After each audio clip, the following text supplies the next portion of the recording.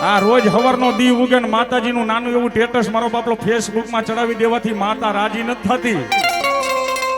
માતા એમ કે એક માળાના મોતી થઈને મારા બાંભવા મારી સામે બેઠી જાવ અને હરખનો હિલોરો મને મેળડીને આવે અને દુનિયામાં એકવાર રાજા કરી નો ફેરવું તો બાંભવાની મેળડી ન હોય બાપા.